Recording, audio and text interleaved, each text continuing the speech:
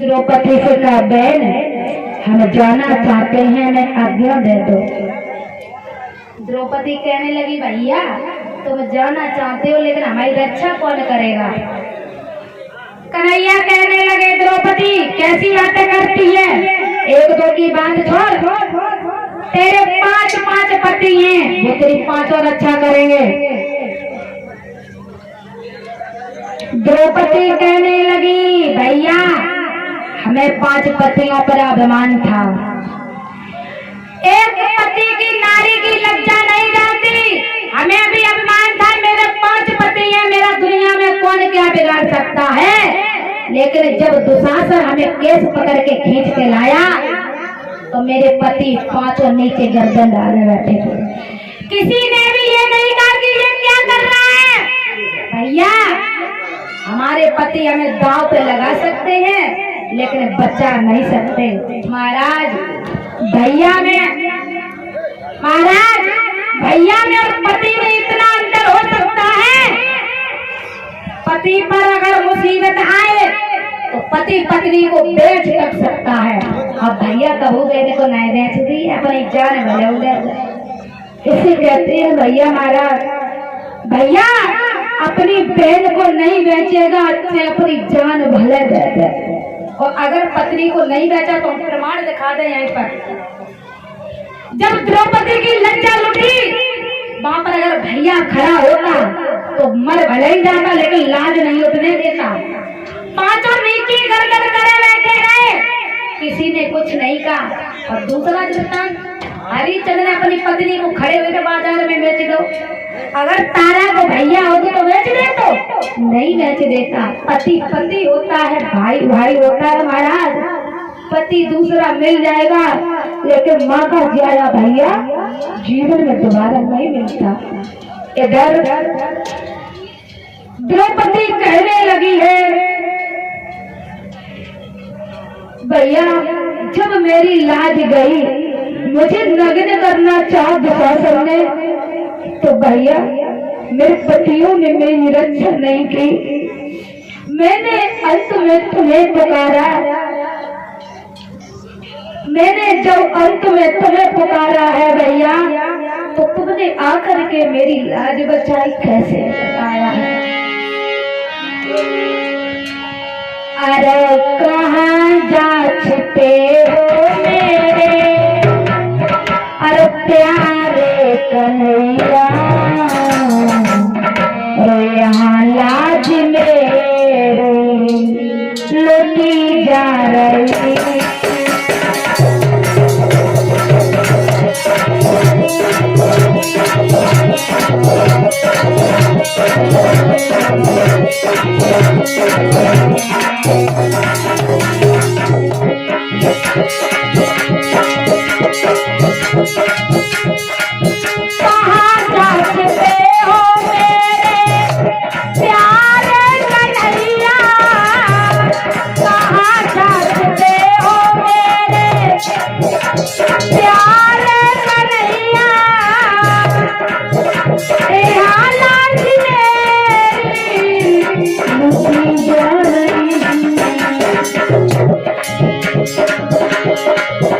दुशासन के हाथों तेरी द्रौपदी की, दुशासन के हाथों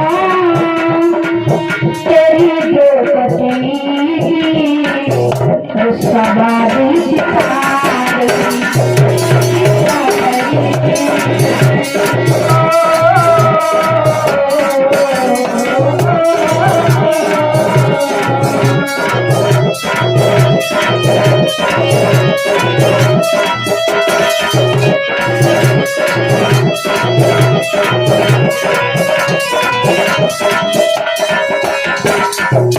भैया हमारी जब लज्जा गई, हमारे भाई पति बैठे थे जिन्हें लोग देख करके रास्ता छोड़ देते थे, दूसरी रास्ता में जाते थे डर की वजह से, जिन्हें देख करके लोग शस्त्र डाल देते थे, और हमारे पति भाई बैठे थे। लेकिन मेरे पतियों की इतनी हिम्मत ना है भाई, कहता हमारी पत्नी ऐसी नंगा क्यों कर रहे हो।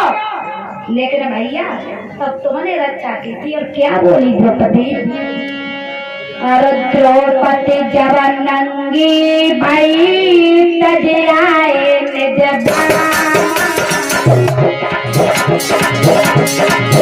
अरे तो सकुशासन पल धता अपन रूप भैया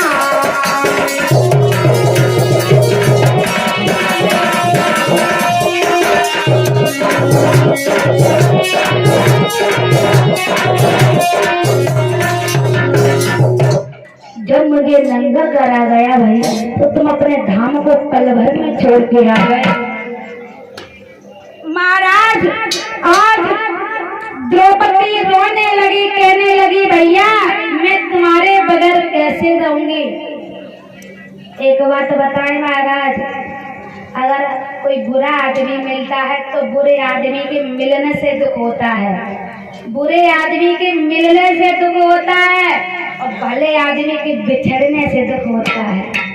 अगर कोई भला आदमी बिछड़ के चला जाए तो बड़ा दुख होता है महाराज। अगर घर में कोई अच्छा आदमी चला जाए, इस पृथ्वी को छोड़ के मर जाए तो उस घर की बर्बादी हो जाती है। तो कई लोग ऐसे होते हैं जिनके मिलने से बुरा होता है और कई लोग ऐसे होते हैं जिनके बिछड़ने से बुरा लगता है। महाराज कन्हैया कहने लगे बहन आज हमें जाने दे। तो कुंती कहने लगी लला वापस कब आई हो, तुमने हमारी बहू की लाज बचाई। द्रौपदी हमारी बहू है, तुमने हमारी बहू की लाज बचाई। अगर मेरी बहू को उस दिन वो दुशासन नंगा कर देता तो मैं मुंह दिखाने लायक नहीं रहती। लला तुमने हमारे 5 बेटों की रक्षा की और तुम वापस कब आओगे। द्रौपदी रो करके कहने लगी कन्हैया से बेटा अरे रो रो पूछ रही द्रौपदी तारा भैया वापस आओगे।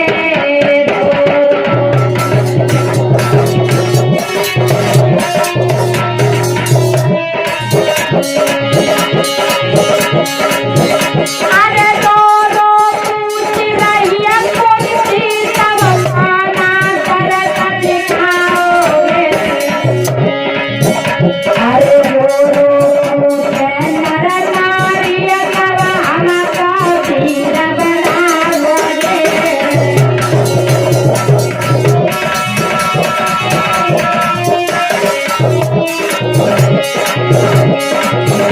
अरे रो रो पूछे लता तब खाना बंसी बजाओगे। अरे श्याम की आज पिताई हसनापुर रो गए।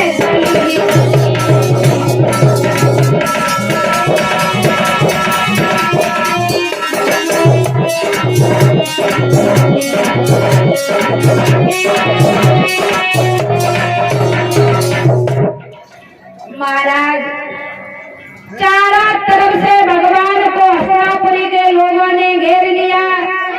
कुंती रो करके कहने लगी कि लल्ला में भूल मत जाना।